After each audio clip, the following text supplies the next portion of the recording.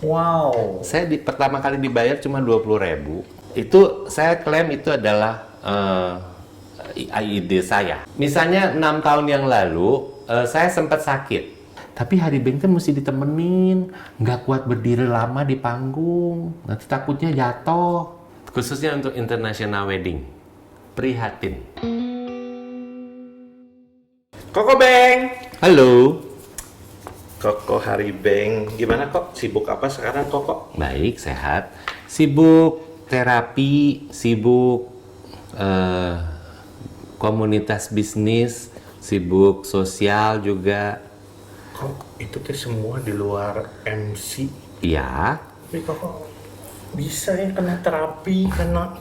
kan waktu 24 jam, kan tinggal kita yang mengatur. Aku tuh taunya Koko ya SMC ya mungkin sehari-hari ngapain ya? Olahraga mungkin udah gitu ya. Ternyata banyak juga ya. Iya, saya tipe orang yang harus mengisi kekosongan, jadi ya saya mencari kekosongan itu. Gak bisa diem ya. Nggak bisa diam, benar. Nggak bisa diam. Buat yang nggak tahu ini Koko Hari Beng MC terlama bisa bilang senior ya.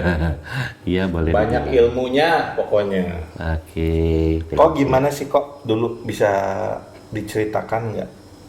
Kok bisa nyemplung di dunia MC ini? Awalnya tuh saya nggak tahu, cuman saya ikutan PMKRI. Di PMKRI itu ada satu budaya kita jalan-jalan di Jalan Braga setiap Desember setelah tanggal 10. Karena tanggal 5 tuh kan hari Sinterklas. Kan? Terus tanggal 10 itu kita ada acara namanya Braga Deren. Kita jalan-jalan sepanjang Jalan Braga sambil nyanyi-nyanyi. Nah, satu ketika ada satu karaoke pertama di Bandung, es karaoke. Dia lihat kok lucu nih orang jalan-jalan pakai baret, bol kuning gitu kan. Terus dia tanya, mau nggak isi acara Natalan di sini? Dari teman-teman bilang udah kamu aja. Mulai dari situ tanggal 24 dan tanggal 25 Desember tahun 1987 saya ngisi acara di sana. Kemungkinan dari situ kok kayaknya seru gitu. Dilanjut dengan tahun baru ke tahun 88. Jadi saya tahun baru pertama kali isi acara yaitu di es karaoke itu di Jalan Braga. Oh, itu tuh maksudnya yang tadi itu kegiatan gereja. Bukan, PMKRI itu Perhimpunan Mahasiswa. Tapi lucu ya kok ya. Iya, ada satu budaya kita jalan-jalan di Jalan Braga sambil nyari show of force gitu. Jadi kita jalan-jalan gitu. Oh, ketemu sama si bosnya. Ya. Lucu nih gitu kan, pakai baret terus ada bol kuningnya gitu kan. Jadi kita di hire untuk bikin acara di situ gitu. Terus di acaranya itu apa? Bikin games, terus bikin renungan. Karena ini kan karaoke itu kan sifatnya umum gitu. Jadi kita bikin yang namanya caroling. Tahu caroling kan? Enggak. Caroling itu caroling itu kita nyanyi-nyanyi. Kalau di Amerika atau di Eropa itu kita nyanyi di pinggir-pinggir jalan. Oh, yang bawa ini mari nyanyi Ya, kalau Natal ya. gitu. Oh, itu namanya caroling. Caroling. Aku suka lihat di Christmas Carol gitu Yes, dia nyanyi. itu caroling. Jadi teman-teman bawain, terus saya jujur saya tuh pinjem jubah Miss Dinar karena kan jubah kan mendadak, terus kan nggak punya modal juga gitu kan, jadi saya pinjem gitu, pinjem gitu, terus saya udah gitu saya cuci sih gitu. Jadi saya pakai jubah Miss Dinar, terus bawa lilin, kita nyanyi gitu. Tahun segitu udah kok sekarang nggak ada ya?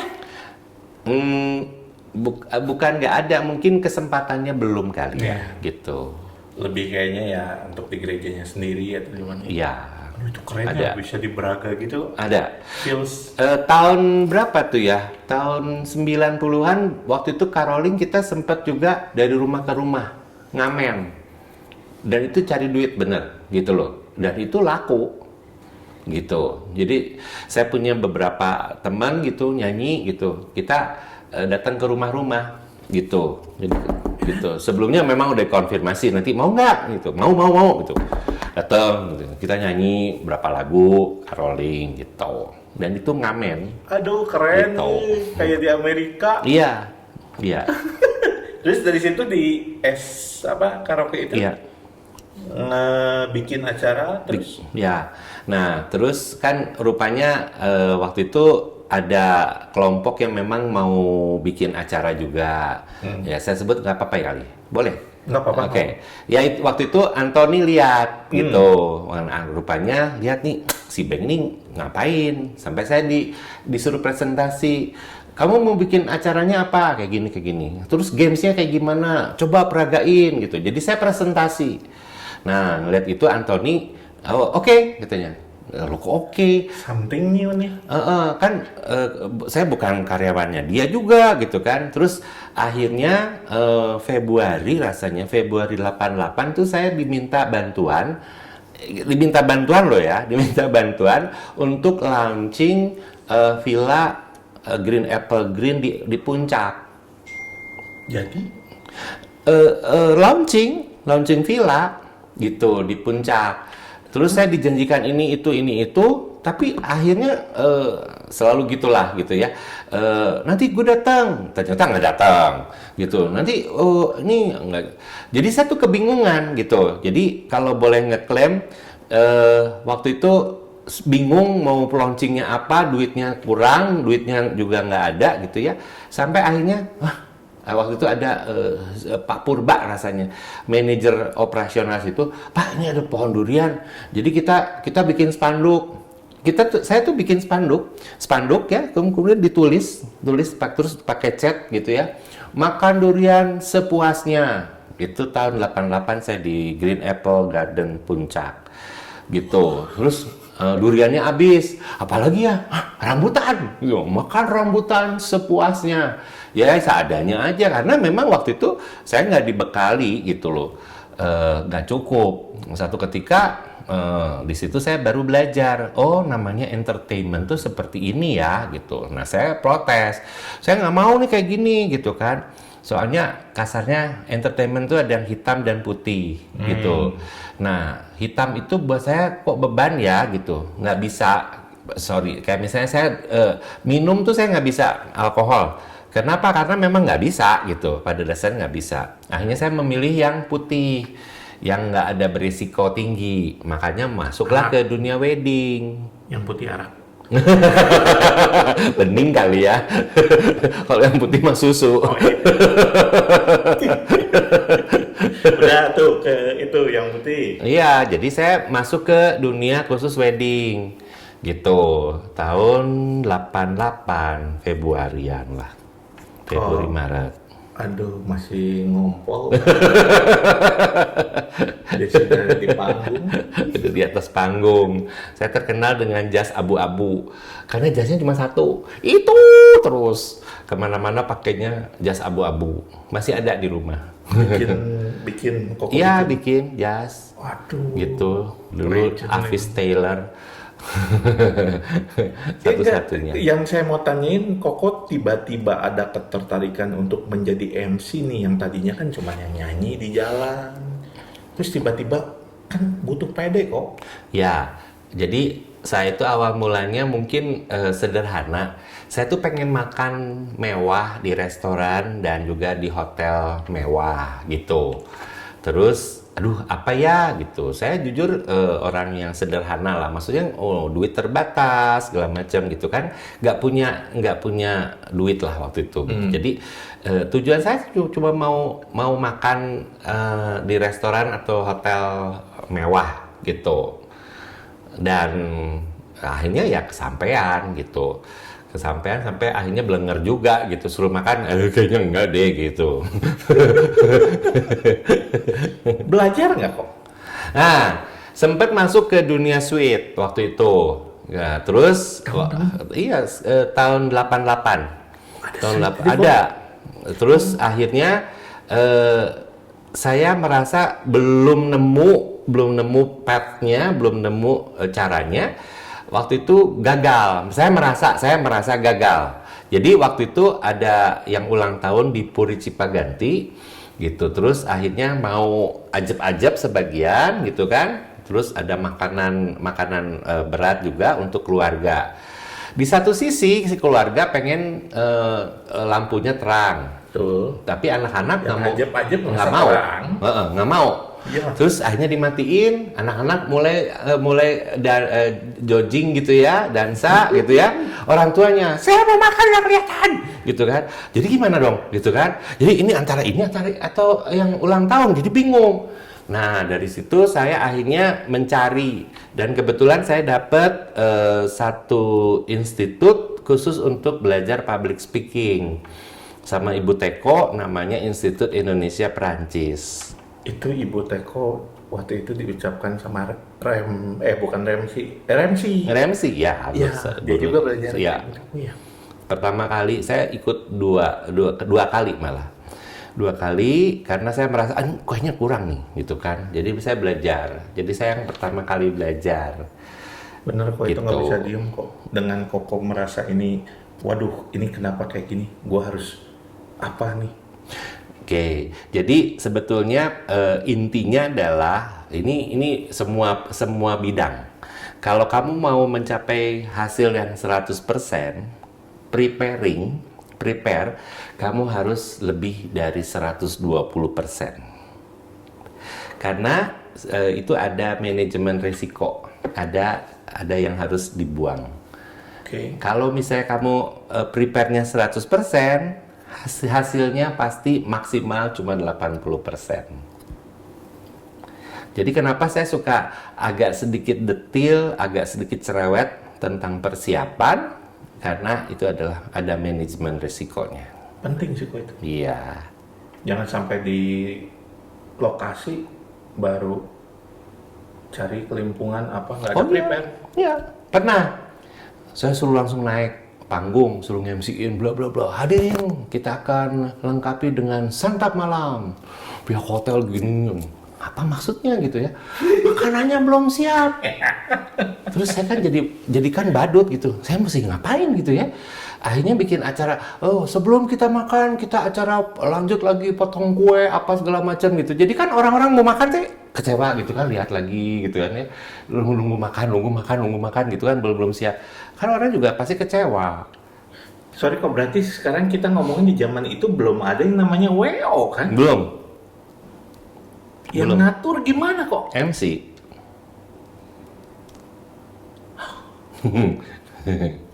Iya. Nah, MC itu mungkin dibagi 2 kali ya. Sebenarnya gini, kalau dari teorinya, MC itu dibagi 4 sebetulnya.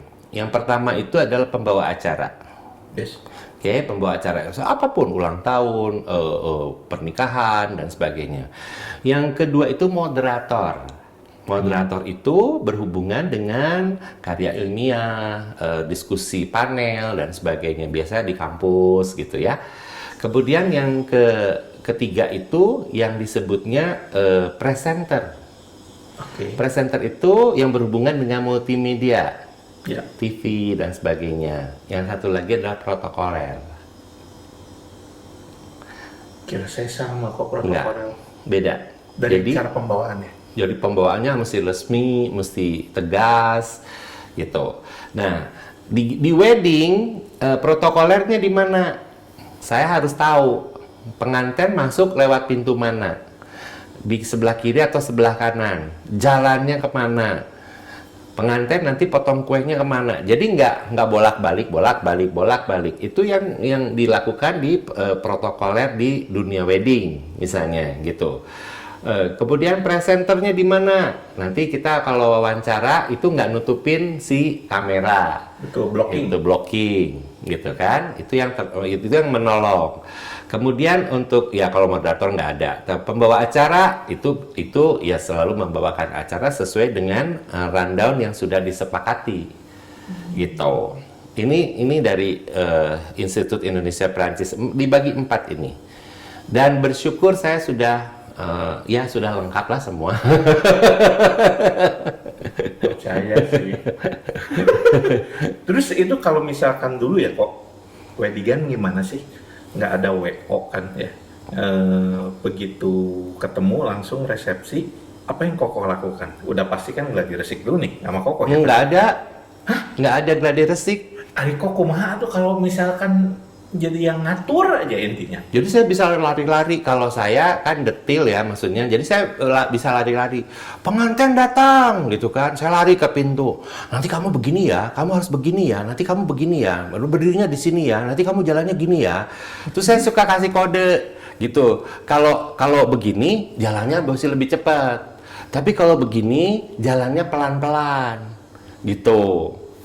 Jadi saya suka kasih kode-kode yang sekarang suka dipakai itu teman-teman PD dan sebagainya. Itu saya dari dulu udah ngelakuin itu.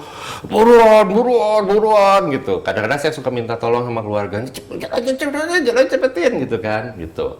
Kadang-kadang jangan cepet-cepet gitu. Saya suka kasih kode gitu. Dulu nggak ada yang namanya gladi resik. Iya kok, aduh, kan sekarang bener-bener diatur jalan nanti gimana, di menit keberapa pas nyanyian gini baru muncul. Apa dulu, wah kita kerasa bingungnya Iya, jadi bisa lari-lari ke sana sini. Ya kan MC juga beda-beda ya. Kadang-kadang MC ada yang hanya bagus di panggung. Dia nggak mau tahu dengan yang sekitar. Pokoknya saya bagus di panggung.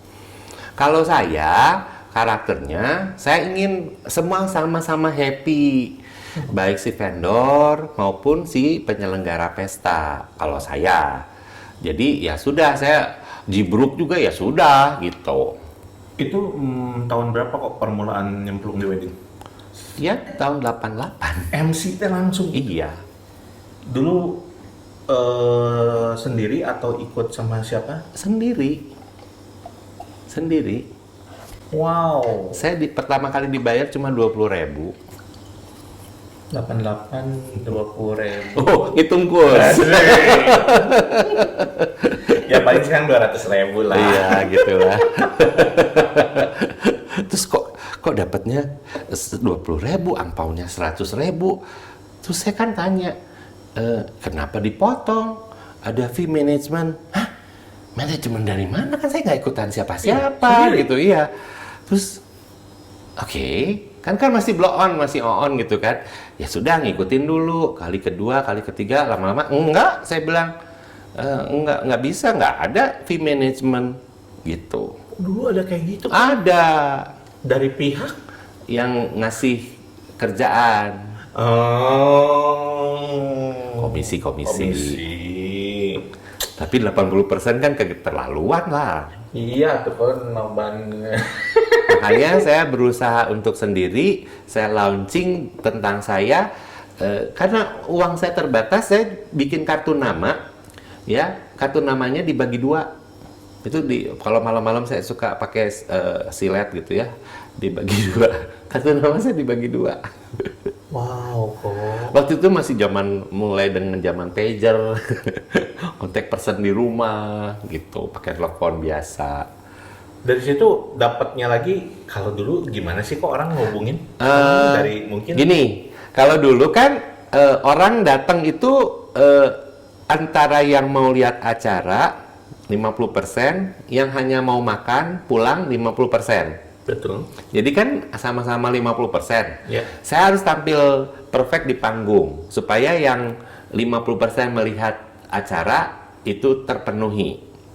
Yang 50% lagi, jujur, saya promosinya saya naruh kartu nama di dekat atau tempat ambil makanan. Gila kok sampai segitu ya dulu ya. Iya, dan itu ada manajemennya. Ada manajemennya. Saya orang marketing, jadi saya ada tahu. Kalau kita taruhnya di daerah yang kosong, orang nggak akan ambil. Saya taruhnya di daerah orang yang antri. Begitu antri piring gitu ya, lama gitu. Ini apa sih? Gitu. Oh, masukin. Oh iya, nggak kepikiran ya. Ya, harus dipikirin dong. Minimal dekat nasi, karena Iya. semua makan nasi. Ambil nasi. Jadi saya di antara sendok gitu sama piring, saya kasih tumpukan kartu nama. Gila, mereka pikiran gitu kok. demi Cuan. cuan.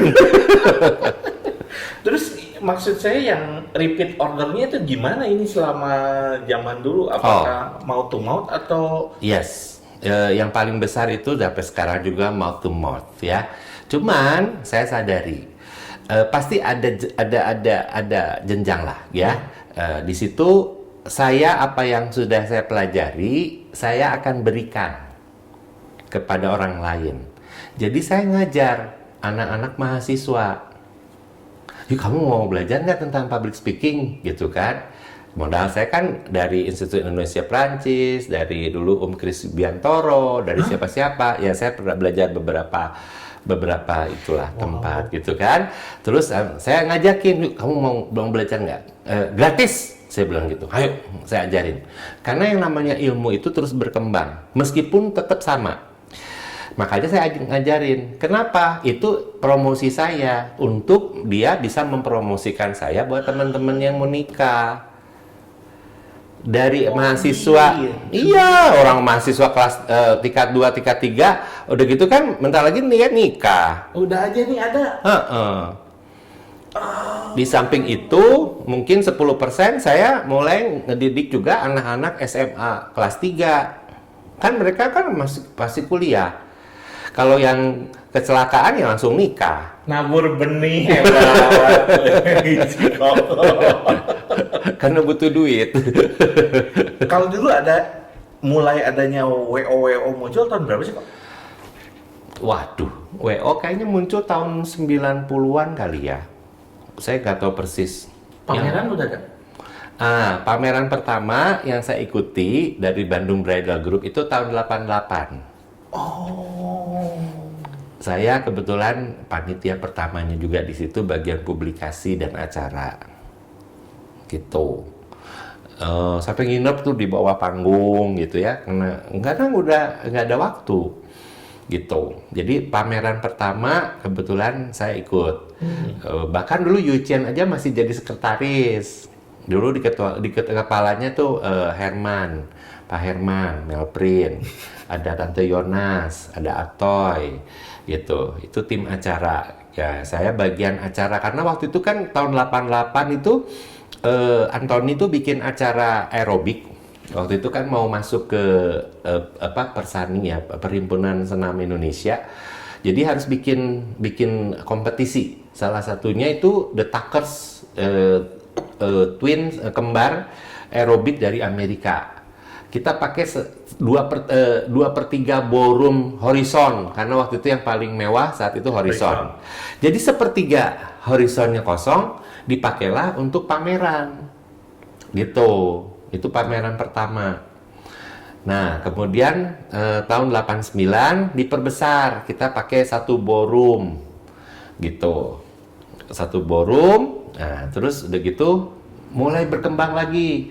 Mulai masuk ke area parkir tahun 90-an. Nah, terus itu tahun 90 itu waktu itu ada Om Bambang rasanya, Om Bambang Nugroho dan tim. Itu yang awal mulanya Jack Jazz itu karena ngejam main musik jazz di area parkiran. Gitu. Nah, dari situ mulai berkembang lagi ke area poolside. Jadi sepanjang tahun itu selalu ada acara membesar gitu. Bukan saya loh ya, bukan saya dan teman-teman maksudnya senior ini. Jadi saya panitia pertama. Terus mulai juga muncul itu pameran ya. Kalau pameran itu sebetulnya tidak ada selling, nggak boleh. Karena ini pameran. Hanya pamer. Iya. Gitu. Kalau misalnya mau dealing ya silakan nanti ke kantor atau ke Ini kontak. kartu nama aja. Iya, nanti silakan kontak gitu loh. Hanya memamerkan Pamer. karya. Yes. Kayak misalnya pameran mobil. Kan pameran di situ. Nggak ada, saya mau yang ini ya. Langsung diambil kosong tuh. Nanti. Nanti ke kantor. Nanti kita janjian. Itu namanya pameran. Dunia sekarang itu agak ambigu, biasanya agak bingung. Nah, makanya waktu mungkin tahun 5 tahun kemudian rasanya, waktu itu Cililing Duff itu bilang, kebetulan kan saya kan di Sanggar. Terus udah gitu, Beng, itu landmark mau bikin. Oh gitu, ayo tuh bikin apa ya? Tapi jangan sama nih sama yang horizon. Oh, kalau gitu kita bikin basar. Basar exhibition wedding.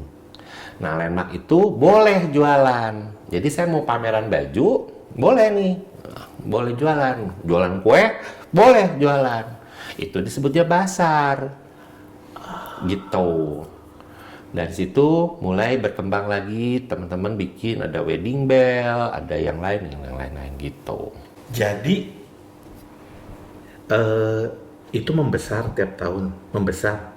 Kok pemainnya zaman dulu udah banyak emang? Banyak. Karena gini Vance, yang namanya wedding bukan hari H. Sebelum hari H juga ada prepare. Kalau kamu mau nikah, masa nggak nyiapin rumah? Kalau kamu punya rumah, masa kamu nggak punya mebel? Jadi namanya dunia wedding bukan hanya jas di panggung, pakai baju pengantin, pakai jas. Enggak. Oh, bukan hari H aja. Enggak. Wedding itu tuh seluruh hidupmu. Nah sekarang kemana unsur properti itu? Nggak Itu pada mah ikut. pinter-pinternya ini aja. Enggak, Tapi tidak pernah tersentuh.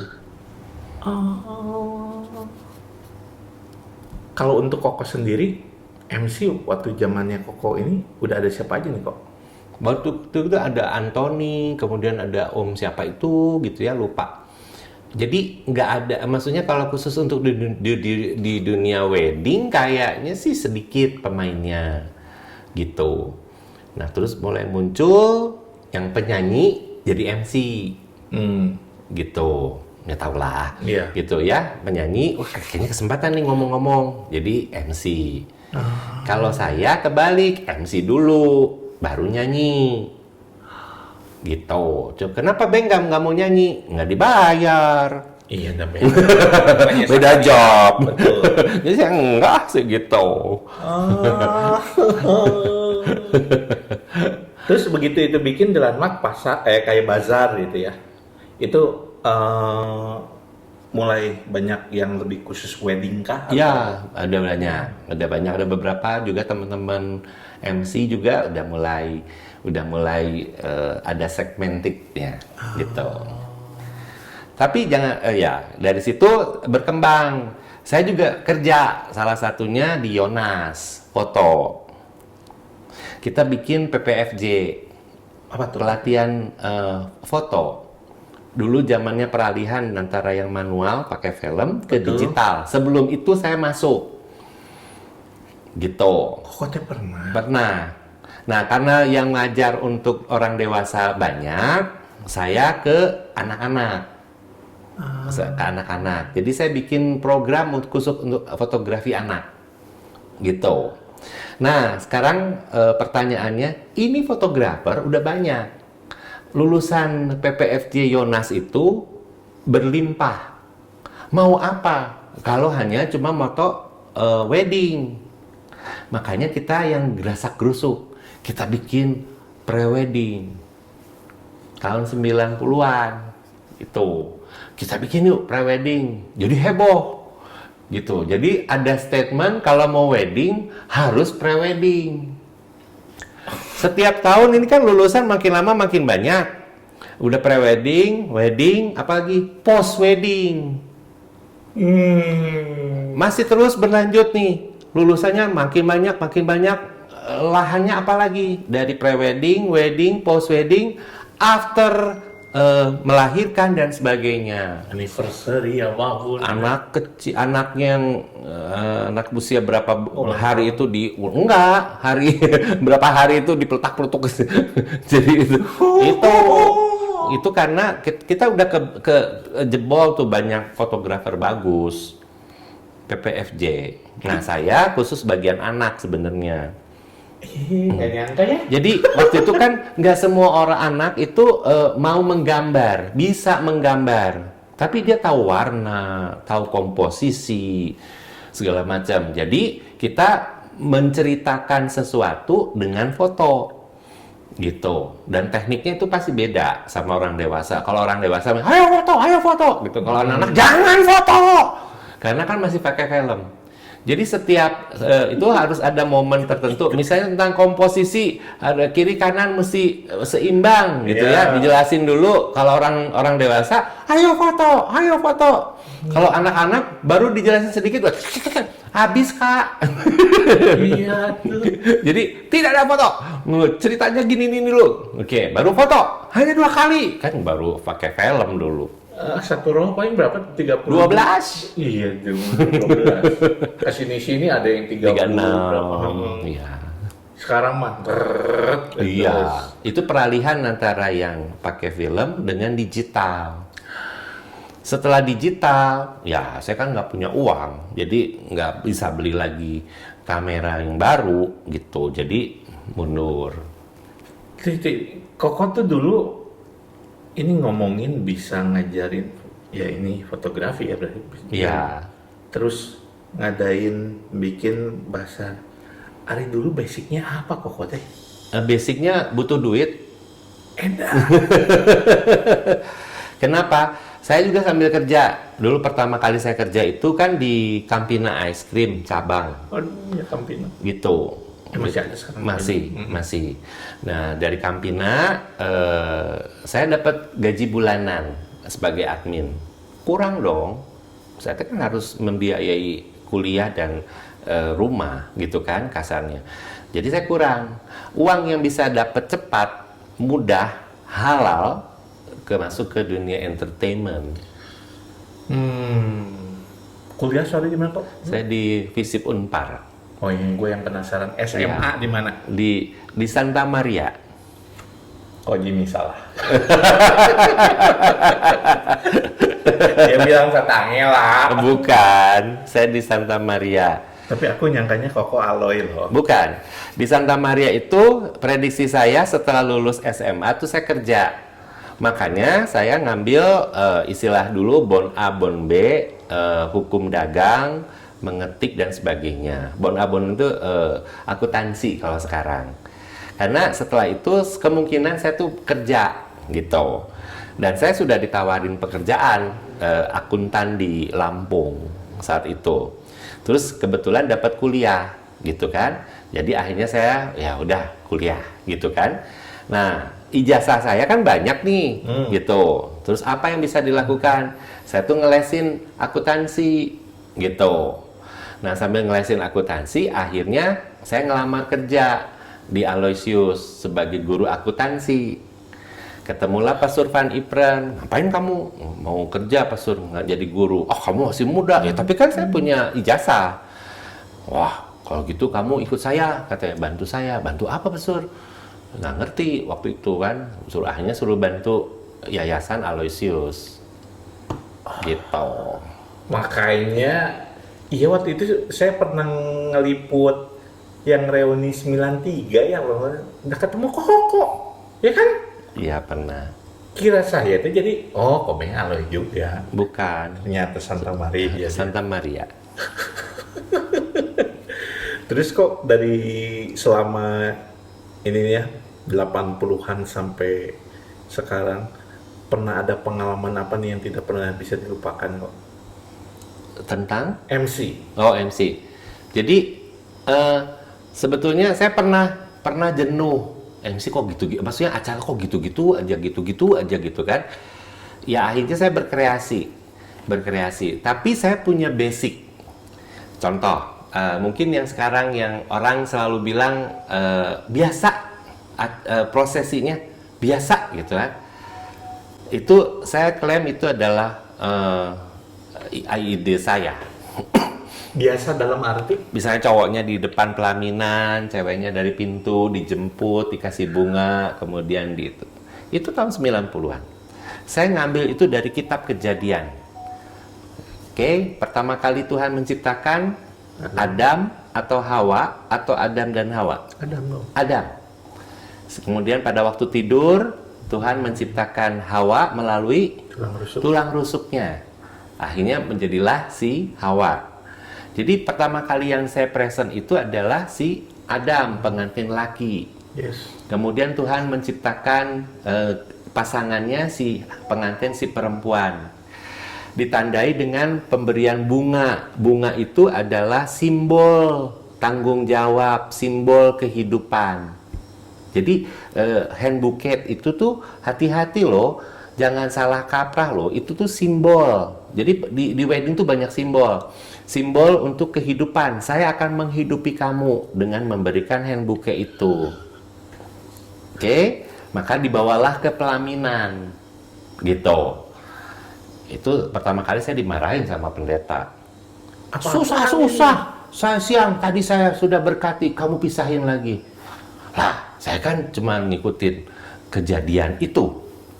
Oh, karena pada zaman dulu ya kalau bisa sudah diberkati berdua kemana-mana, Ya. jangan dipisahin. Ya, gitu. Tapi itu kreasi. Itu ide saya. Dan semua mengklaim itu adalah ide saya biasa aja, saya diam aja. Saya nggak pernah sakit hati, ya sudah silahkan. Cuma kan berkreasi, makanya saya suka lucu kalau ada misalnya ya ini vendor ya, vendor bunga itu segede-gede gelo gitu ya. Hati-hati loh, kalau buat orang yang ngerti itu adalah simbol kehidupan. Lah hand bouquet-nya segede-gede gombal itu ya, itu tuh bisa ke bawah seumur hidup. Hidupmu akan terbeban dengan kehidupannya. Ngerti nggak maksudnya? Paham nggak? Iya. Bagus gitu kan, bagus gitu. Tapi hati-hati itu beban loh. Sekarang dianggapnya nggak begitu kok. Yang penting, wow. Wow, silakan. Cuma kalau ada orang yang ngerti, hati-hati. Saya tuh ada ini saya bawa buku ini, buku etiket tentang wedding. Ini rupanya diciptakan dari tahun 1952. Ini cetakan tahun 95. Saya punya cetakan yang tahun 2000. Isinya mirip. Belajar dari sini. Saya belajar dari sini. Contoh, untuk MC. Saya selalu geli kalau dibilang, misalnya, para hadirin yang kami hormati, para hadirin sekalian. Saya pecinta bahasa Indonesia baik dan benar pasti nggak akan bilang begitu. Hadirin itu majemuk, para itu majemuk. Jadi para dengan para. Hati-hati. Hadirin yang kami hormati. Oke. Di sini dijelasin kalau ada orang tua yang bercerai, bagaimana? Salah kaprah tuh orang bikin undangan. Keren. Misalnya Vence dan juga Susi. Artinya itu tuh sebetulnya udah cerai. Oh. Yang pasti adalah Tuan dan Nyonya Hence. Iya. Vence, sorry. Ya. Gitu. Bukan Vence dan Nyonya Susi. Itu artinya sudah cerai. Itu teh ada sampai itunya Yes, aturannya. ada di sini. Ada. Saya juga pernah bilang, hati-hati lo bikin. Enggak, biar keren. Oh, oke. Saya nggak bisa ngomong. Ya, di sini ada aturannya. Tertulis. Kalau sudah meninggal bagaimana? Kalau misalnya nikah lagi bagaimana? Itu ada semua tertulis di sini. Dan itu adalah etiket. Ini baru dari yang iniin nama doang. Yes. Banyak hal ya. Banyak. Contoh, ini salah satunya. Ini adalah prosesi untuk gereja. Makanya orang selalu bilang, oh bridesmaid, groomsmen, dan ini ada semuanya. Jadi jangan salah kaprah.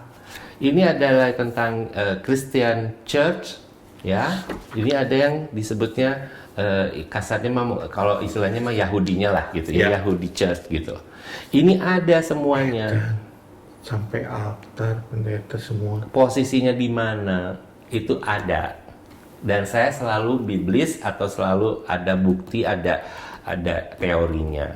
Nggak cuman sekedar oh biar gaya, biar keren, enggak. Semua apa yang saya omongin, semua yang saya lakukan selalu ada dasar. Makanya saya berani. Itu aja kok dari yang prosesi gereja. Kan sekarang banyaknya ngikutin bule yang emang lelakinya nunggu di Oh, depan. it's okay, itu nggak masalah. Emang ada juga. Ada di sini? juga, ada. Macam si yang tadi kayak kok. Ada. Gitu. Ada semua. Ini lengkap, ada. Dan ini hampir tidak pernah tersentuh oleh MC-MC. Terus Koko tahu ada buku ini gimana ceritanya dulu? Nggak sengaja. Nggak sengaja. Saya suka baca, terus tiba-tiba, nih ada buku etiket. Dan buku ini kebetulan datangnya lama. Begitu datang, Pesan saya dari luar? kaget. Iya, dulu masih pesan dari luar. Dan begitu kaget saya. Makanya saya selalu punya kesempatan untuk keluar negeri, itu selalu datang ke toko buku, gitu. Karena saya haus ilmunya seperti apa, gitu. Makanya saya punya banyak beberapa buku tentang tata cara, tentang toast sekalipun. Itu ada caranya, nggak sembarangan. Emang gimana toastnya kok? Ya, nggak cuman toast. No, toast itu judul. Yang mau kita bagikan adalah cheers, kegembiraan. Jadi beda. Jadi kalau toast, saya udah ketawa aja gitu. Dia nggak ngerti, gitu. Jadi ini tuh all about wedding yang nggak hanya holy matrimony, ada resepsi juga. Iya, Dan ada apa pagi morning preparation? iya. Ada semua. Ada semua. Di sini ada semua. Nah, yang jadi pertanyaan kok ini kan basicnya ini mungkin kebudayaan bisa dibilang Amerika ya, Barat. Iya. Dengan kebudayaan yang kita yang mungkin kalau di internasional sini Chinese, Iya. gimana tuh untuk memadukannya atau apa kan? Nggak masalah. Pada prinsipnya sama. Contoh, yang ini suka salah kaprah. Misalnya gini, dari dulu sampai sekarang, misalnya ya baju pengantin itu putih. Mau modern, barat atau Amerika ataupun Chinese, biasanya putih. Putihnya tuh putih. Nggak boleh ada bunga-bunga, nggak boleh ada aksesoris. Itu lambang kesucian. Malam biasanya merah. Lambang kegembiraan. Gembira, ya betul. Gitu. Lah sekarang semua dilabrak. Tapi yang tidak boleh itu juga ada warna. Gitu. Warna, misalnya warna ungu, misalnya. Oh, Makanya warna disebut jomblo warna jomblo, warna janda, gitu Itu kan. kenapa bisa sejarahnya Itu kok? ada cerita, ada sejarahnya. Whitney Houston itu pengantin pertama yang memakai baju pengantin warna hitam.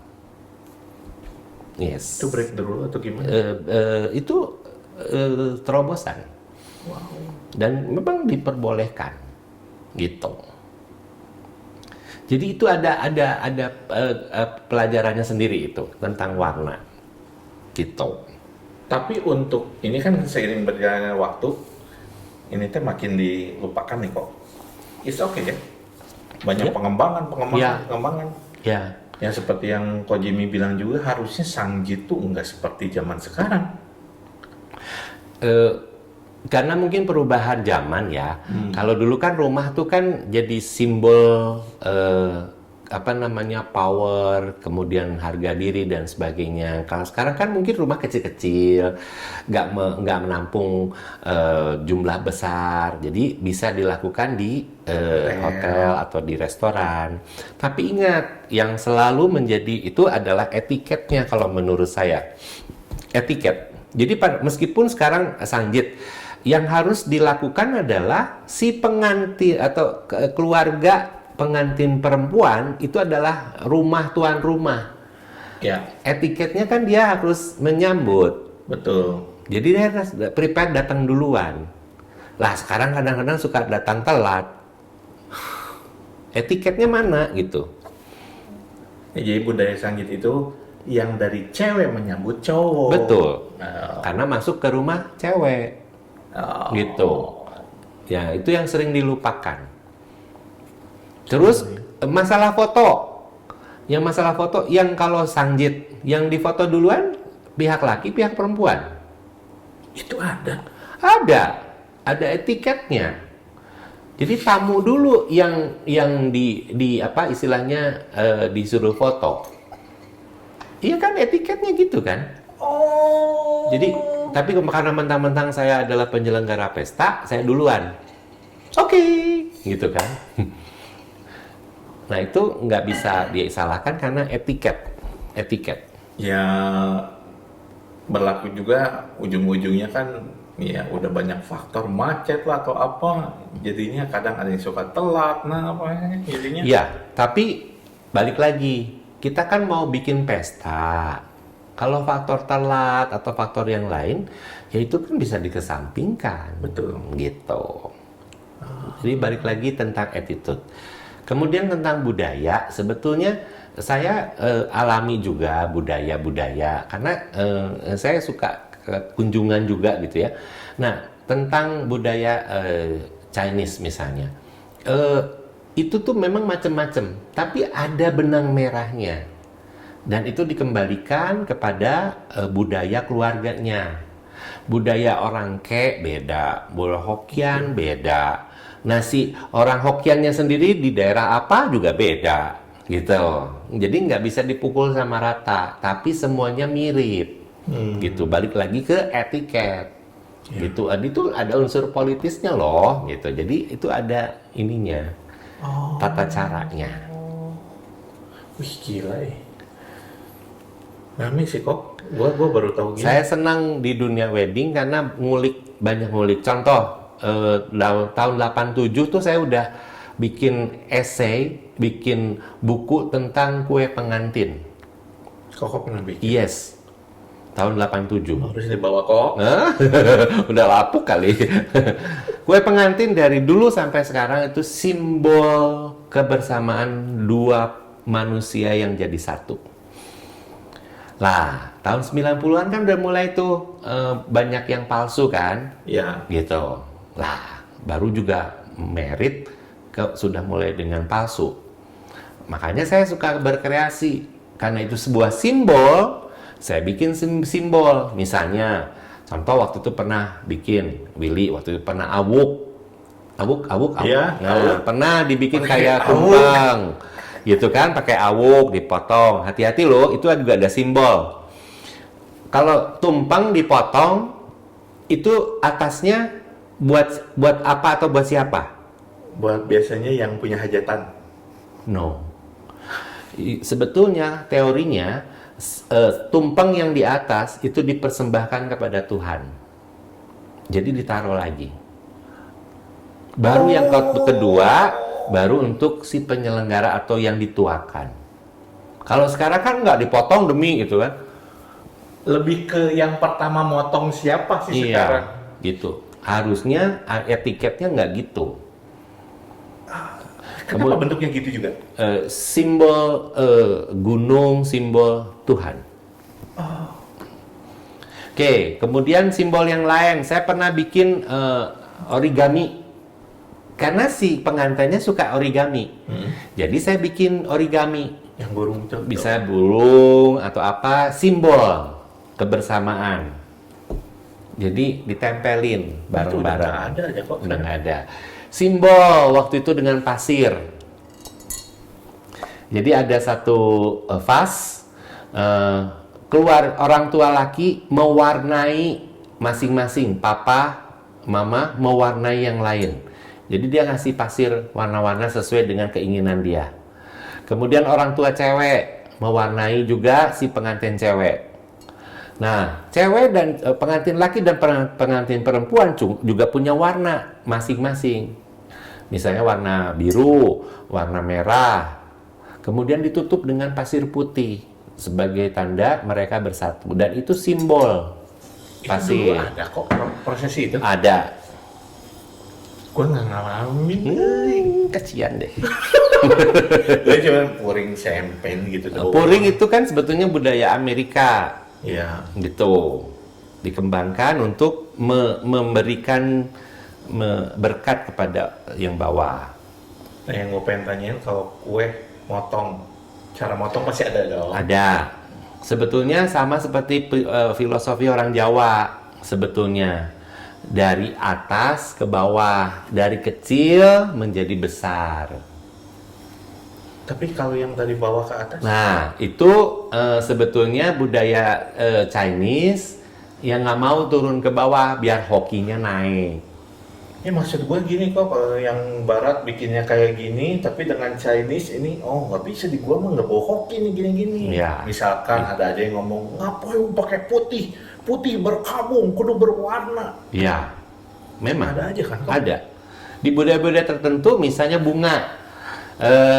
Taiwan misalnya. Jangan sekali-kali ngasih bunga krisan.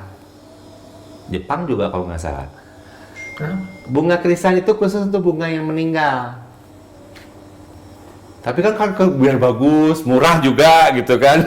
Kasih krisan. Orang yang ngerti, orang Taiwan datang, dia pasti marah. Kita pada nggak tahu lagi kok zaman sekarang mah. Sebetulnya orang bunga harusnya tahu. Karena itu adalah simbol universal. Gua tahu-tahu gitu gara-gara nonton drakor. Mawar melambangkan apa? Oh iya, mawar beda-beda. Gitu Detail berarti ya. Detail. Posisi kenapa dirubah kalau udah diberkati? Sekarang prinsipnya gini. Cowok tulang rusuk yang hilang sebelah kiri atau sebelah kanan? Nah, gua nggak tahu itu. Aduh, kelihatan baca Alkitab ya, belum tamat. Enggak, kamu bisa pegang rusuk kamu. Yang nggak lengkap yang mana? Balik. Balik. Meskipun Nah. ada yang di bawah tuh ngambang ya, agak ngambang. Gitu. Heeh. Ini asal iman kok. Enggak.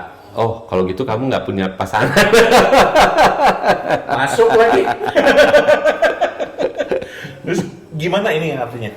Jadi pasangan itu pasti akan ngikutin tulang rusuk. Karena wanita itu diciptakan dari tulang rusuk. Jadi dia harus dilindungi. Makanya dirangkul ya, maksudnya dipegang gitu ya. Di sebelah Nah, sebelahnya itu yang hilang. kanan. Kanan, maksudnya dari kanan ya, gitu. Enggak, sebelah kiri. Gua taunya kenapa si cewek posisi di kanan cowok, katanya supaya menjadi tangan kanan cowok. Enggak, Bukan. bukan. Tuhan itu menciptakan pria dan wanita tuh seimbang. Tidak ada yang menjadi kepala, tidak ada yang menjadi kaki. Tapi dia menjadi partner. Jadi nggak ada tuh yang di atas atau yang di bawah. Meskipun mungkin budaya Chinese, budaya tertentu bilang kamu harus nurut nih sama suami misalnya. Di tempat tertentu material itu ya kamu harus nurut sama perempuan. Gitu. Enggak. Tuhan itu menciptakan seimbang. Gitu. Jadi nggak apa-apa cewek kerja, cowok di rumah juga ya. Emansipasi. Jadi nggak apa-apa ya cowok hamil juga ya, gitu. Cowok rumah tangga. Gitu. Oh, pengalaman yang tidak bisa dilupakan ada apa? Yang buruk lah. Ada. Apa kok? Misalnya 6 tahun yang lalu, saya sempat sakit. 6 tahun lalu. Sorry. Ya, 6 tahun yang lalu saya tersebar, saya sakit. Ya saya sempat sakit sih, flu segala macam pernah, kecapean juga pernah. Masuk angin. Iya, tapi tidak pernah ke blow up. Tapi pada saat itu mungkin teman-teman sayang sama saya, jadi ke blow up. Dan memang itu baru pertama kali saya masuk rumah sakit. Kemudian banyak drama di situ, ya banyak drama yang akhirnya saya istilahnya banyak hambatan-hambatan baik bisnis maupun pertemanan, gitu, pengaruh. Sempat dibilang juga MC itu seperti artis, sayangnya duitnya nggak seperti artis, kerjaannya mah seperti artis, gitu selalu menonjol di atas panggung. Selalu terlihat, cuman hokinya duitnya rezekinya nggak seperti artis. Nah, saya dari dulu memang tidak terlalu suka menonjol sebetulnya. Nah, cuman karena teman-teman banyak yang sayang, jadi sempet saya ke band. Baik itu soal bisnis, buat saya pribadi adalah kepercayaan, ya kepercayaan orang. Jadi saya sempet down. Sempet down. Maaf kok. Ini dari tadi ngomongin sakitnya batuk, pilek. Emang kena penyakit apa sampai di... Pada prinsipnya, singkat cerita, sebetulnya saya kena kutu kucing. Saya tuh cacar aja sampai sekarang saya belum pernah. Cacar air, cacar apa gitu, saya belum pernah. Jadi saya nggak pernah sakit sebenarnya. Cuma karena parno, kan ada 5 titik tuh di kaki kiri, gatalnya sebadan-badan gitu. Nah, pas waktu satu ketika saya ketemu dokter yang kebetulan hanya lulusan sekolah dokter, belum lulus praktek dokter. Tapi itu dokter terkenal loh gitu. Sampai akhirnya saya disuruh diet ini, diet itu segala macam. Nah, terus ya saya karena patuh, jadi saya nurut gitu, naif ya. Jadi saya nurut, saya tuh orang penurut gitu. Sampai akhirnya waktu itu mau suntik vitamin C, diantar oleh teman si Oscar, mau suntik vitamin. Kemana ya baiknya? Ya udah saya pilih ke salah satu rumah sakit. Di salah satu rumah sakit itu besar itu dibilangin, punya asuransi nggak? Ada. Udah dia nginep di sini. Cuan. Oh ya juga ya, minggu besok kan libur. Ya udahlah, istirahat aja. Ternyata sampai akhirnya berminggu-minggu saya nggak boleh pulang. Gitu. Kenapa? Nggak tahu saya juga. Saya tanya, mana dokternya? Nggak pernah muncul. Saya kan marah jadinya. Hanya awal gara-garanya mau suntik vitamin C. And then... Gitu. Jadi akhirnya ya saya marah. Terus saya divonis macam-macam. Salah satunya tuh saya divonis kanker paru-paru stadium 3B. Oke, saya bilang saya terima. Bentar lagi 4, bentar lagi kan game. Saya bilang saya mau beberes. Pas mau bilang begitu, dipanggilin psikiater, dipanggilin pastor, apa segala macam. Sampai akhirnya, kamu udah siap meninggal? Oh udah. Saya bilang, kenapa? Satu, memang dulu saya waktu kecil saya pernah koma. Step gitu. Jadi saya tahu yang meninggal itu seperti apa. Kemudian pada saat itu juga saya pernah mendapatkan vision. Ya ini boleh percaya boleh enggak terserah. Cuman istilahnya bahwa saya sudah pernah meninggal. Akhirnya saya bilang saya nggak takut meninggal gitu. Cuma saya punya PR. Saya mau beberes. Nggak boleh. Ya saya kan bingung ya. PR saya, kenapa orang lain yang ngatur, ditahan. Saya bilang, akhirnya saya kabur, sempat ada drama, balik lagi ke rumah sakit lagi, gitu kan, kabur lagi. Akhirnya saya tes, CT scan dan sebagainya, itu gara-gara dokter David, teman saya. Terus begitu hasil CT scan, saya kaget. Tidak terdapat virus, bakteri, maupun sel kanker. Even TBC pun nggak ada. Even pneumonia yang sebelah kiri katanya putih juga tidak terbukti. Semuanya normal. Yes. Tapi aku pernah lihat di momen itu Koko jadi kurus banget kok. Sangat, karena kan saya nggak boleh makan. Bukan. Jadi saya ke dokter itu, saya tidak boleh makan banyak hal. Saya hanya boleh makan selada. Daun. Yes. Jadi kan saya tanya, ini di rumah sakit itu ada bubur sama havermut. Mana yang boleh dimakan? Kamu diinfus nggak? Diinfus. Oh itu juga makanan. Jadi saya tidak boleh makan. Kok Jadi hampir berapa minggu itu saya nggak boleh makan. gak ada karbo sama Kita sekali? nggak ada. Pantesan kok kurusnya Kurus. banget. Ya. Yang setelah tahu waktu itu dokter David yang bantu saya untuk kasih makan, terapi gizi dan sebagainya. 1,5 bulan, saya kurang lebih kan itu masuk sekitar bulan Agustus ya. Sekitar Desember tuh sebetulnya saya udah mulai kembali ke posisi yang seharusnya gitu. Dari berat badan. Berat badan yang dulu sebelum sakit istilahnya sudah mulai ke situ. Karena dibantu sama dokter David gizi, vitamin dan sebagainya gitu. Dan itu akhirnya saya dinyatakan sembuh itu kan dari hasil CT scan.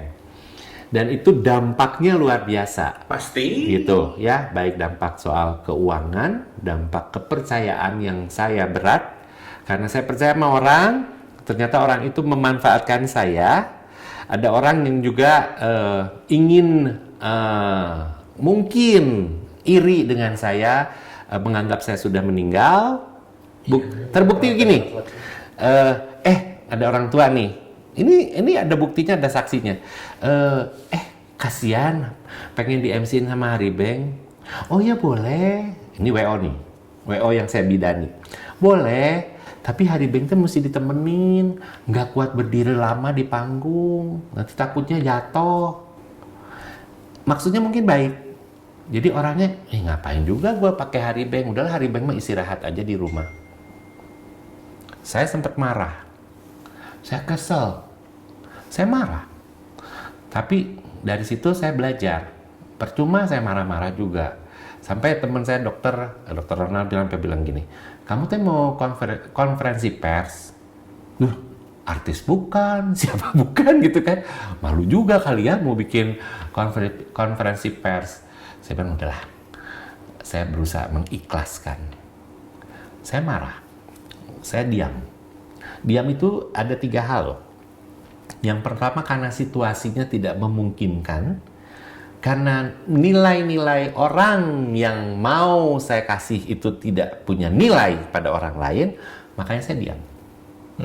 Yang kedua karena saya marah. Saya mau marah gimana ya maksudnya? Ya udah saya diam.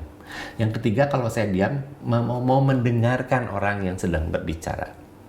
2 hal ini yang saya lakukan, saya diam. Jadi mau ngapain terserah. Berusaha untuk mencapai tingkatan saya pribadi sendiri gitu. Jadi saya nggak mau marah, nggak mau apa lagi, terserah. Dan kalau kasarnya Tuhan itu sangat baik, ya. Mulai dengan diberi pertama kali saya mendapatkan uang setelah saya sakit itu, saya diminta untuk membuat sebuah podcast. Waktu itu belum. Tentang modul training internasional. Saya bacakan gitu. Itu modul pertama teman saya Ronald. Gitu. Nah, setelah itu ingat Tuhan tuh tidak pernah menutup rezeki saya. Rezeki semua orang. Dibukakan ada beberapa bikin apa, saya tetap masih bisa survive. Mungkin Tuhan lihat tuh, kayaknya si Beng kurang. Tuhan kasih yang semua orang. Pandemi COVID. Semua di nol kan? Iya kan? Betul. Gitu. Saya hanya ya ketawa-ketawa aja. Karena kok bener kok. Itu waktu itu kan mungkin saya sama Kobeng juga tidak yang tiap hari ngobrol gitu ya. Kabar kemana-mana kabarnya kok, sampai ada yang pernah di MC nama Kobeng waktu itu, dan kebetulan saya videonya waktu itu nanya kalau Kobeng ini kenapa Ya. kabarnya kemana-mana kok. Wah, itu luar biasa. Beritanya macem-macem. Ya, ada yang cacat enzim, kemudian ada yang kanker. Memang kalau kanker memang dari rumah sakit ya, itu kanker gitu kan. Ada yang HIV AIDS. Itu karena melihat Terus kurus banget. ada yang bilang apa, mau macam-macam. Pertanyaannya cuma 2 waktu kalau orang ketemu saya tuh ya, Beng apa kabar? Gitu, sehat gitu kan. Orang pengen tahu, basa-basi. Satu lagi yang saya kaget, Beng masih hidup? Serius? What? Yes, masih hidup. Jadi ada mungkin orang-orang tertentu yang saya ingin mati terhadap badan saya atau mati karakter saya, gitu ya. Ada orang yang nggak pernah nengok ke rumah sakit, tapi dia bisa menjelaskan sedemikian rupa bahwa kondisi saya seperti ini. Oh, visioner. Keren. Makanya saya bilang, Tuhan, sedemikian terkenalkah seorang Hari Beng? Kok itu udah terkenal biasanya artis yang dikabarkan meninggal kok. Gitu. Si Koko udah sampai segitunya. Iya. Saya ketemu psikiater. Dari 100% konsultasi ya, saya cuman 1/4 kali. Ya, 2/3-nya dia yang konsultasi ke saya. Siapa gue? Tapi saya mesti bayar full. Saya teh sebetulnya saya mau di MC-in sama Koko dulu teh, tapi Kokonya sibuk bla bla bla bla bla. Terus Koko teh kenapa bisa begini? Saya teh mau belajar. Lah, situ dokternya kok gitu ya. Kok di-cut langsung? Maaf, saya yang mau berobat. Nggak tahu waktu itu kan. Ada pastor juga gitu kan. Kamu sudah siap meninggal? Sudah, pastor. Nggak takut? Enggak. Kenapa? Karena saya nggak punya utang. Saya nggak punya utang apapun. Mungkin utang budi ada kali ya. Saya nggak punya utang. Jadi saya santai aja hidup saya. Gitu. Oke, berarti sekarang kutu kucingnya sudah beres? Udah. Sudah semua total. Cuman Udah itu dari kapan dampaknya. Ya udah 6 tahun. Baru juga beberapa hari yang lalu juga. Masih kegiatan masih. Saya bilang, iya saya masih hidup. Saya bilang. Kok yang ekstrim setelah itu Koko pulih ya? Saya melihat Koko di medsos ya. Apa yang pakai tali-tali itu? Terus olahraga apa? Yang ekstrim-ekstrim. Saya tuh suka dengan keindahan. Dulu waktu kecil saya tuh cita-citanya pengen jadi akrobatik. Cuman sama mama nggak boleh. Terus saya bilang, Mam, saya mau ikut balet sama tante-tante ke Burki, saya bilang gitu. Pas ngelihat cewek semua, nggak ada cowoknya. Nah, gitu jadi saya mau belajar kemana? Terpendam. Satu ketika ada satu studio anti graffiti. Ya, itu apa? Saya bilang itu olahraga. Jadi satu bagian olahraga. Apa tuh gitu kan? Saya pelajari. Hanya saya belajar. Kebetulan saya instruktur laki-laki pertama Indonesia loh, gitu untuk anti graffiti. Memang instrukturnya langsung dari Amerika didatangkan ke Indonesia. Dan saya belajar fundamental 1-2, kemudian yoga 1-2. Jadi ada kelas-kelasnya. Terus kemudian saya belajar tentang anak, kids, ya. Kemudian yang terakhir itu adalah suspension fitness. Suspension fitness itu seperti TRX kalau di gym biasa. Kalau TRX itu kan memang dikhususkan untuk army. Nggak mungkin kan tentara pakai kain selendang gitu. Melambai gitu. Jadi itu yang saya pelajari. Jadi saya sertifikat asli loh gitu. Apa sih kok itu teh? Karena rasa tidak pernah tercumponi jadi? Ya, itu satu. Yang kedua, saya mengerti tentang investasi yang paling berharga adalah investasi kesehatan. Jadi itu sudah saya lakukan itu dari 8 tahun yang lalu, 8-9 tahun yang lalu. Makanya saya nggak pernah takut tentang kematian ataupun tentang sakit. Karena ya saya tahunya cuma seuprit itu, ya udah saya lakukan itu gitu. Soalnya ajaib sih Koko bener. Terus terakhir itu kok dapat apa Koko tuh? Penghargaan apa di IG itu saya lihat? Yang mana? Diserahkan piala. Piagam atau apa? Yang sama yayasan apa? Oh, jadi selama pandemi itu juga penuh drama juga. Jadi saya ya banyak membantu lah gitu. Kemudian saya mulai dikenal gitu, Ya jadi apa ini vaksin? Atau apa? waktu itu vaksin. Karena saya waktu itu kan terapis di Lination, klinik Lination. Jadi saya termasuk anggota medis meskipun di bawah dokter lah gitu ya. Saya terapis juga dulu kan di Lination, klinik Lination di Lemah Nendet, Dr. David.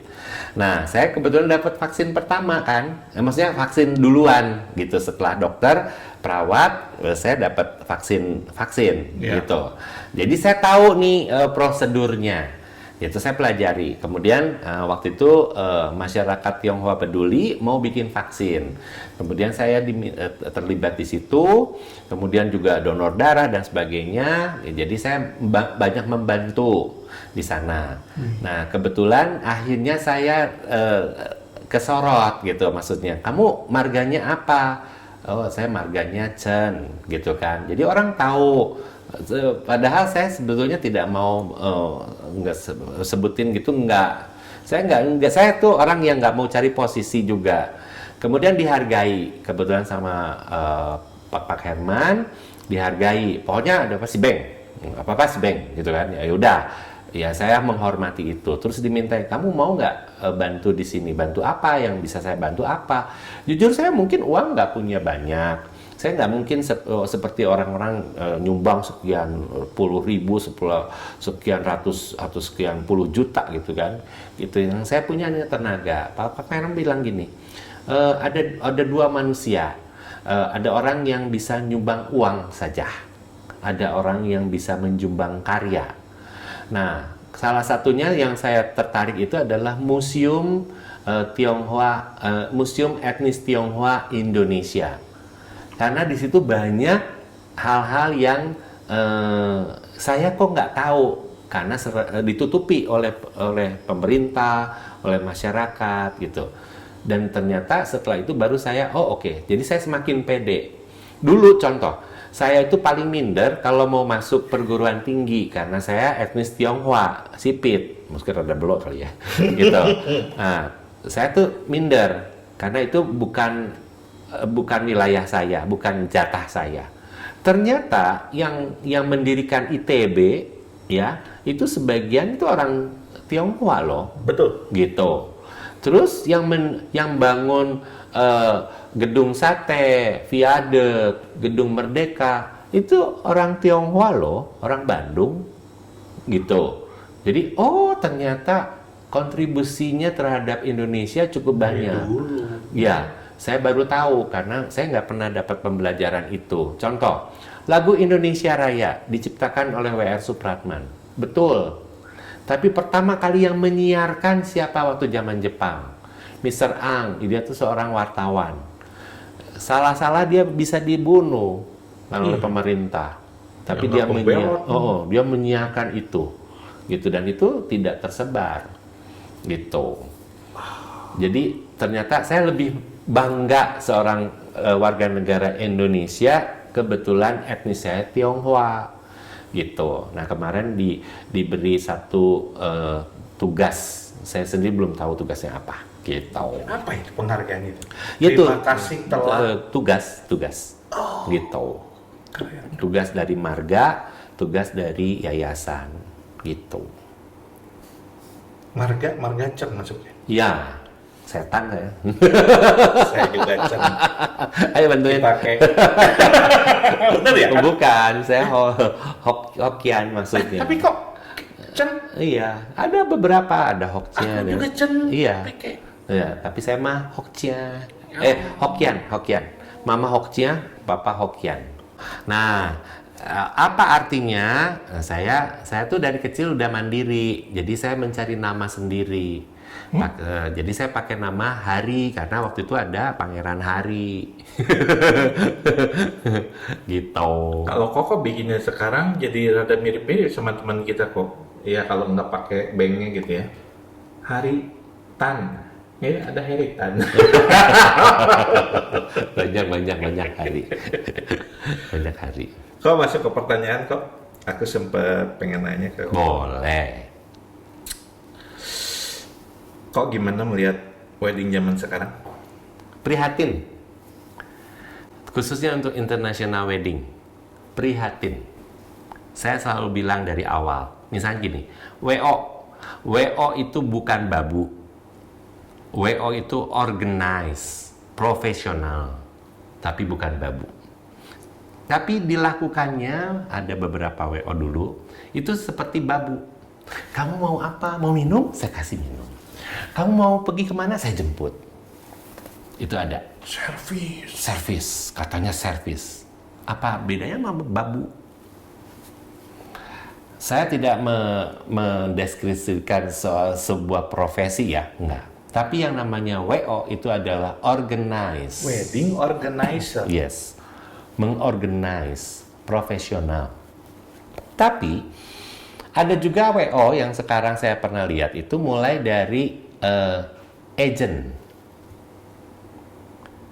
Calok. Kalau bahasa. Ya, jadi ada yang agent. Ya, kalau bahasa itunya calok. Enggak, saya mah nggak butuh komisi dari Koko, enggak. Tapi kok enggak, aduh kok. Ya udah kalau kepake sekarang silahkan, besok enggak. Saya selalu bilang, mereka kan dibayar. Saya dari awal saya banyak membidani WO sebetulnya.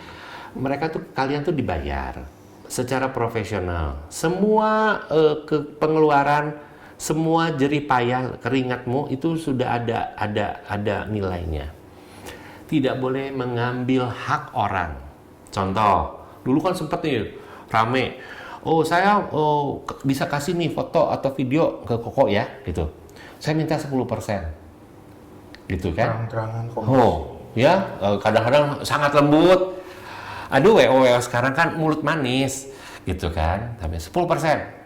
Lah, kalau jasa mungkin nggak terlalu kelihatan gimana. Lah, kalau misalnya barang, makanan, kalau kamu dikurangi 10% berarti kan mengurangi jatah si penyelenggara pesta 10%. Sampai ke modal. Iya. Nggak ada kan orang yang usaha mau sukarela kecuali sosial ya, gitu. Dan ini kan dunia profesional, dunia bisnis. Saya selalu bilang tidak boleh mengambil komisi. Contoh MC, saya dibayar misalnya 5 juta, saya diminta untuk komisi 10%.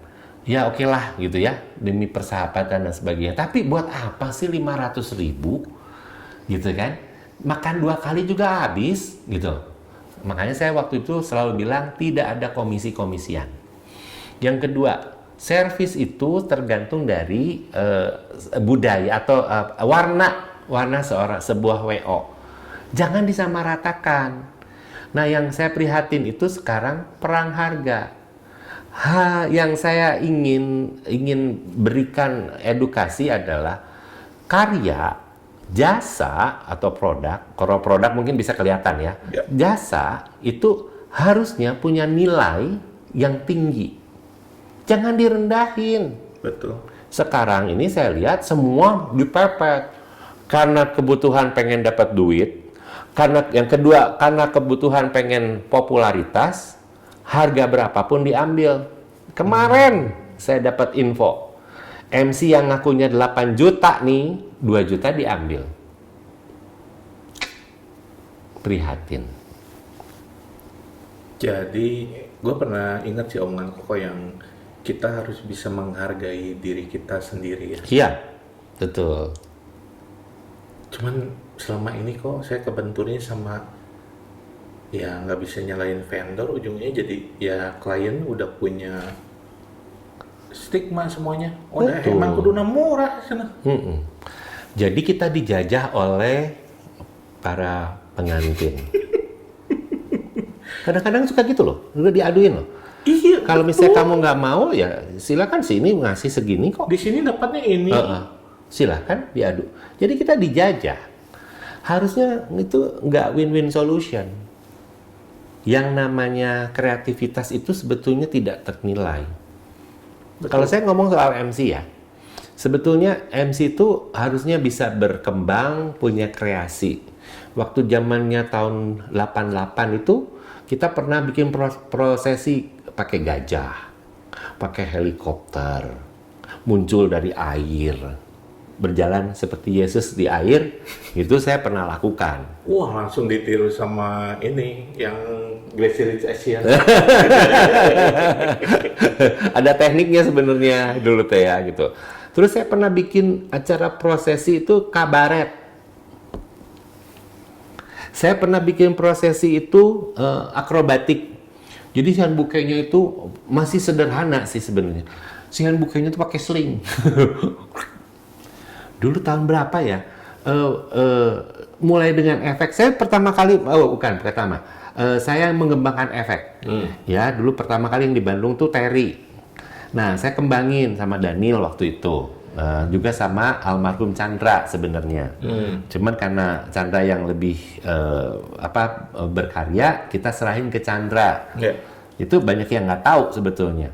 Itu awal mulanya tuh Daniel sama saya gitu yang mengembangkan konverti, fireworks. Daniel tuh sampai ke Cina nyari barang. Saya tuh yang di dalam negeri pakai balon udara, balon kecil kayak balon gitu ya. Itu balonnya tuh bisa ngitarin ballroom itu dari Surabaya. Terus pernah kita nyoba cincin diselipin di situ, diikat. Kita tuh udah deg-degan gimana, berhasil nggak gitu ya.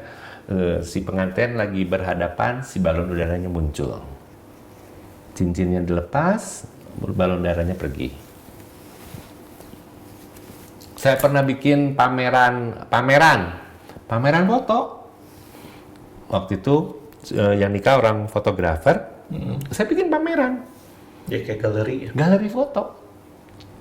Jadi foto-foto kliennya dia juga ditampilkan di situ. Saya pernah bikin animal. Benar, kuda masuk sampai di hotel, sampai di mana. Lu ganti semua itu lo ya, sama karpet. Ya Pak, siapa? Dalam hati, jangan. Dikasih. Kok ngatur binatang. Saya pernah bikin acara di waktu itu Hyatt Bandung, full di ballroom, full karpet, saya tutupin waktu itu sama Lotus, saya bikin pantai, pasir pantai berapa ton itu, se ballroom. Wow. Nah sekarang copy paste semua acaranya sampai kok nggak bosen ya? Lagian kok sekarang kalau mau bikin gitu ya, yang membuat orang malas juga untuk berkarya, ininya kecil kok. Bukan ini yang kecil. Sebetulnya orang punya duit, cuma nggak mau spend money. Itu. Iya, makanya prihatin. Ya ujung-ujungnya, nggak skill lah, nggak halus. Jadi sebetulnya ada timbal baliknya juga ya, dengan klien pengen bayar murah, ya kitanya juga jadi nggak skill, nggak halus. Iya. Solusinya adalah kita mesti bikin breakthrough untuk itu semua dilawan. Harus punya kekompakan. Kalau enggak, kita tetap akan dijajah oleh yang punya uang. Iya. Menyedihkan Mas. Aduh, ke pertanyaan berikutnya nih udah dijawab. Terima kasih. MC yang baik di mata Koko yang kayak gimana kok? Yang bisa melayani pengantin dan keluarganya dengan baik. Dan juga melibatkan vendor. Saya selalu bilang, vendor terkecil pun, even dia yang hanya menggulung kabel, itu wajib kita apresiasi, walaupun bukan dengan duit. Dengan ucapan terima kasih, itu sudah menjadi apresiasi buat mereka. Balik lagi attitude. Dari timnya semuanya. Ya. Dijawab gamblang oleh Coach. Tadi udah. Kok ini dengan Koko berjalan dari 88 sampai sekarang. Ini kan eksis terus nih. Apa sih yang harus dilakukan kok? Gue belum berkarya selama Koko. Cintai dengan pekerjaanmu. Karena dengan mencintai pekerjaanmu, kamu akan lebih luas kok sebenarnya. Banyak orang bilang, wah MC mah gampang, cuma ngomong doang. Hey, sebetulnya enggak. MC itu hanya tampilannya aja di depan. Kita harus tahu masalah komunikasi, masalah sistem, masalah teknologi. Jadi kita belajar terus. Jadi satu bidang pun, kamu akan mempelajari bidang yang lain. Dengan mencintai pekerjaanmu, kamu akan lebih memberikan effort dengan diri sendiri dan mungkin tim untuk membuat sesuatu yang lain dari yang lain, terobosan baru. Meskipun sekarang harga lagi ancur-ancur. Saya selalu bilang yang nentuin harga diri kita loh. Iya. Jadi saya nggak pengaruh sama mereka. Mau yang murah silakan. Silakan. Terus saya nggak dapat duit, ya memang. Tapi jangan salah, Tuhan tidak menutup rezeki. Jadi saya mendapatkan rezeki di tempat atau kelompok yang lain. Iya. Gitu. Nah, apa yang dilakukan? Ya sudah, sesuai dengan itu. Orang tahu kok. Gini aja, jangan salah deh. Kemarin misalnya, ini yang baru-baru ya. Yang misalnya WO yang bikin turun harga, atau MC yang bikin main harga gitu ya. Udah mulai ketahuan kok. Gitu, meskipun saya nggak pernah ngomong, nggak pernah negur lagi ya, gitu, udah akan ketahuan kok, gitu. Nanti kita lihat berapa lama dia akan bertahan. Saya cuma lihat enaknya MC itu kok ya, sehabis event nggak bawa PR gitu Oh, doang. iya. Kalau saya bawa editan kok. Kita tuh harus bermain peran MC tuh. Saya pertama kali harus tersenyum pada saat papa saya meninggal. Wah, Yes. Orang lain nggak ada yang tahu. Apalagi dunia wedding ya, itu kan haram juga tuh, gitu kan kalau ada yang meninggal. Hari itu ada pameran di Piset, ya pameran wedding, papa saya meninggal. Gitu kan. kekumaha kok. Ya, saya beresin dulu. Saya beresin papa, udah baru bisa ditinggal, saya ke pameran. Ini Yes. pikiran udah kemana-mana. Udah sangat galau, keluarga udah kacau, udah marah-marah apa segala macam. Tapi saya harus tetap tersenyum di semua pihak. Kenapa nggak bilang kok seenggaknya? Nggak bisa ngomong. Saya hanya bisa menjalankan tugas, terus saya nggak bisa bersosialisasi. Sorry ya, saya nggak bisa. Orang tanya kenapa? Nggak, saya nggak pernah ngomong. Itu adalah kesedihan dan juga problem saya. Saya nggak mau bagi-bagi problem, gitu. Oke? Nah, ada teman saya, lu di mana? Oh, saya ada di ruang duka. Hah? Siapa yang meninggal? Papa. Kapan? Ya, pada saat saya di atas panggung. Itu kalau saya jadi teman kok kayak waktu itu kayaknya marah kok lu nggak bilang-bilang yang penting gini gitu. Enggak lah. Saya nggak mau bagi problem. Gitu. Kok apa yang dikangenin dari zaman dulu? Kekompakan dan ketulusan Itu yang hilang sekarang juga. hilang. Zaman dulu karena mungkin vendor belum banyak atau kenapa? Mungkin lebih vendor banyak, cuman mungkin ketulusannya lebih nyata ya, lebih nyata gitu. Jadi persaudaraannya juga dalam apa segala macam gitu. Nah, yang ketidaksiapan vendor sekarang adalah bisnis. Maunya kita temenan, tapi kalau bisnis harga temen nggak cengli, nggak cengli. Kalau mau bisnis sekalian dengan segala resikonya. Bandung International Vendor belum siap untuk jadi bisnis.